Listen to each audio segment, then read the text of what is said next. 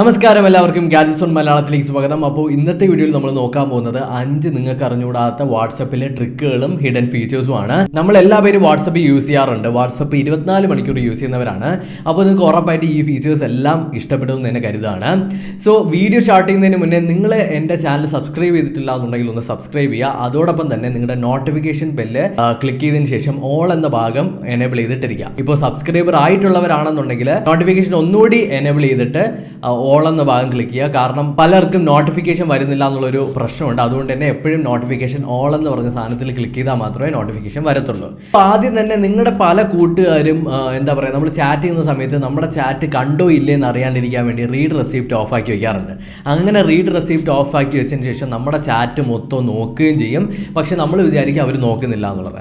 അങ്ങനെയുള്ളവരെ കണ്ടുപിടിക്കാനായിട്ട് വാട്സപ്പിൽ തന്നെ ഒരു ചെറിയൊരു ബഗ് ഉണ്ട്. അതെന്താണെന്ന് ചോദിച്ചു കഴിഞ്ഞാൽ, നിങ്ങൾ മെസ്സേജ് അയച്ചതിന് ശേഷം 1-2 സെക്കൻഡ് ലെങ്ത് ഉള്ള ഒരു ഓഡിയോ ഫയൽ ഒന്ന് അയക്കുക. അവർ ഈ ഓഡിയോ ഫയൽ കേൾക്കുന്ന സമയത്ത് ഉറപ്പായിട്ട് കേട്ടിട്ടുണ്ടെങ്കിൽ ഉറപ്പായിട്ടും ഈ ഓഡിയോ ഫയലിൻ്റെ ആ ഒരു മെസ്സേജിൽ ബ്ലൂ ടിക്ക് വരും.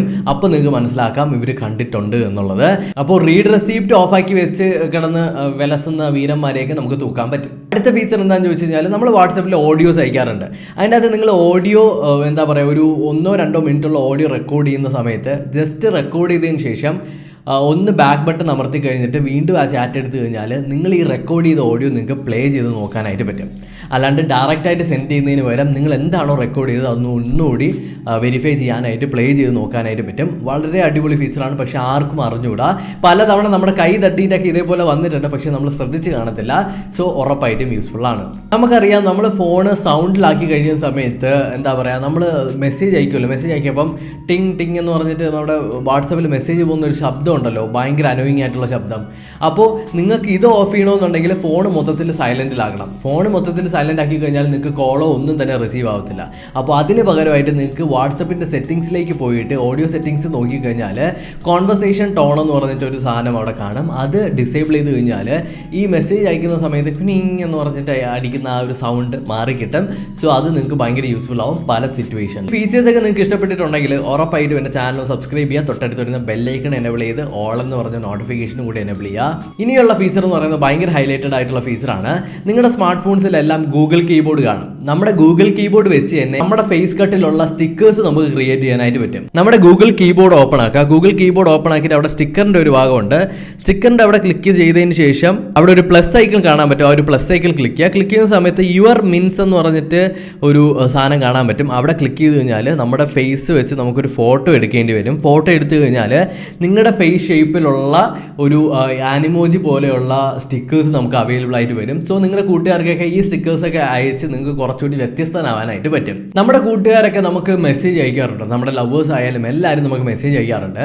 എന്നിട്ട് ഏതെങ്കിലും ഒരു മെസ്സേജ് അബദ്ധത്തിൽ അയച്ചു പോയതായാലും അല്ലെങ്കിൽ മനഃപൂർവ്വം അയച്ചു പോയതായാലും ചില സമയങ്ങളിൽ അവർ മൊത്തത്തിൽ അങ്ങ് ഡിലീറ്റ് ചെയ്ത് കളയാറുണ്ട്. അങ്ങനെ ഡിലീറ്റ് ചെയ്ത മെസ്സേജ് നിങ്ങൾക്ക് കാണണമെന്നുണ്ടെങ്കിൽ wamr എന്ന് പറഞ്ഞൊരു ആപ്ലിക്കേഷൻ അവൈലബിൾ ആണ്. ഈ ഒരു ആപ്ലിക്കേഷൻ ഇൻസ്റ്റാൾ ചെയ്ത് കഴിഞ്ഞാൽ ഡിലീറ്റ് ചെയ്ത മെസ്സേജ് മൊത്തം ഈ ഒരു ആപ്ലിക്കേഷനിൽ ഹിസ്റ്ററി ആയിട്ട് നമുക്ക് കാണാൻ പറ്റും. ഇതിൻ്റെ അകത്ത് ഇൻസ്റ്റാഗ്രാം, ഫേസ്ബുക്ക്, വാട്സപ്പ് സപ്പോർട്ടഡ് ആണ്. ഈ ഒരു ആപ്ലിക്കേഷൻ ഓപ്പൺ ആക്കുന്ന സമയത്ത് വാട്സപ്പിൻ്റെ പോലെ തന്നെയാണ് ഇതിൻ്റെ ഇന്റർഫേസ് എന്ന് പറയുന്നത്. നിങ്ങളുടെ വാട്സപ്പിലുള്ള എല്ലാ ചാറ്റും ഇതിനകത്ത് കാണാൻ പറ്റും. അവരൊക്കെ എന്തൊക്കെ മെസ്സേജ് ആണോ ഡിലീറ്റ് ചെയ്തത് അത് നമുക്ക് അവിടെ കാണാൻ പറ്റും. അതായത് നിങ്ങൾ ഇപ്പോൾ ചാറ്റ് ഓപ്പൺ ആക്കുന്ന സമയത്ത് തന്നെ ഒരു നോട്ടിഫിക്കേഷൻ വരും, ഇത്ര മെസ്സേജ് ഡിലീറ്റ് ആയിട്ടുണ്ട്, ഏതൊക്കെയാണെന്ന് നോക്കൂ എന്ന് പറഞ്ഞിട്ട്.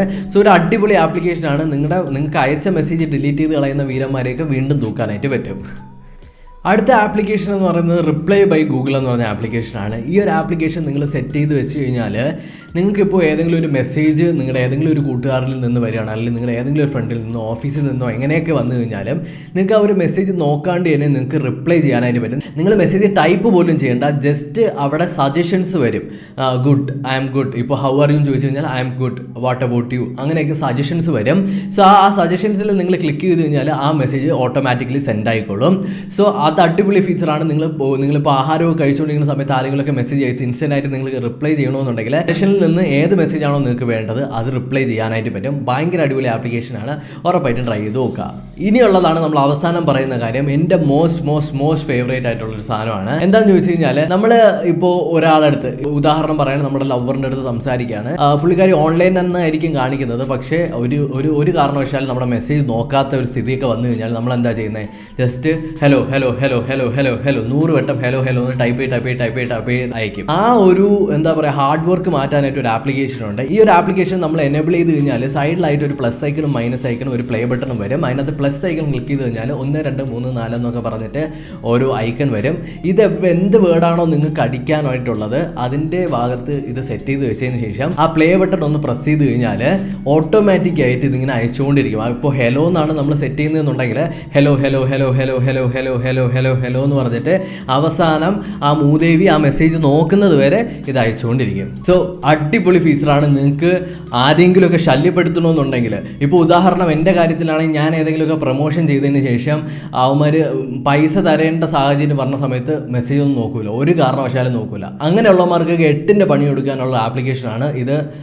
റോങ് ആയിട്ട് എനിക്ക് എൻ്റെ അടുത്ത് യൂസ് ചെയ്ത് തരരുത്. എൻ്റെ നമ്പറൊക്കെ ഒരുപാട് പേരേലുണ്ട്.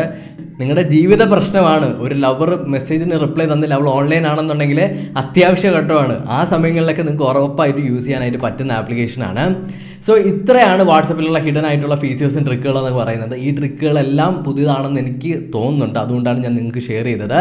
ഈ ഒരു വീഡിയോ നിങ്ങൾക്ക് ഇഷ്ടപ്പെട്ടിട്ടുണ്ടെങ്കിൽ ഉറപ്പായിട്ട് ഒന്ന് സബ്സ്ക്രൈബ് ചെയ്യുക, ആ മണിയും കൂടി അമർത്തുക. മണിയിൽ ഓൾ എന്നുള്ളത് കൊടുത്താൽ മാത്രമേ യൂട്യൂബ് ഇപ്പോൾ നോട്ടിഫിക്കേഷൻ തരുള്ളൂ.